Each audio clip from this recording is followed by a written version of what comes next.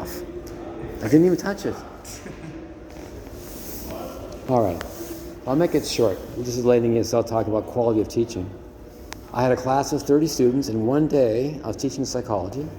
25 to 30 students walked up to me, Mr. Little, you got to help us. It's our former teacher before your class. What's the matter? We do not understand a word she's saying. Her pronunciation of English is horrible. This is what they told me, all 25 of them. That's a lot. There's one thing a few talk about. When 25 talk about the same thing, there's something going on. So I contacted the Dean of English that day at 9 o'clock roughly. She called me, Mr. Little, we've heard many complaints about the same teacher. And I said to the Dean, nice lady, if there's so many complaints, there's something wrong here.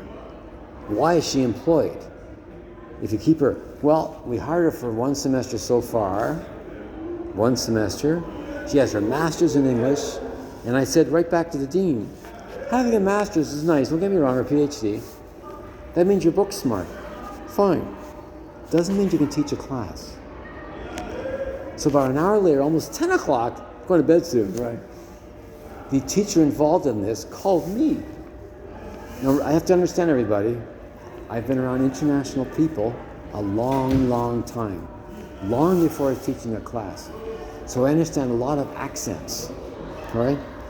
So I just let her talk, and I can understand with their hard accent what their teachers are complaining. Students in there are complaining. I can understand that.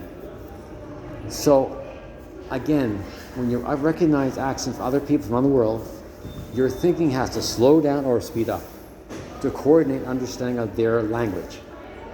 Just like I'm talking to Samir before from India, let's say, or whatever. Your brain actually clues in. It really, really does. By being exposed to that language, that type of English language. Doesn't matter if you're born in India, born in Australia, born in whatever. Your brain will adjust. It's amazing how that works.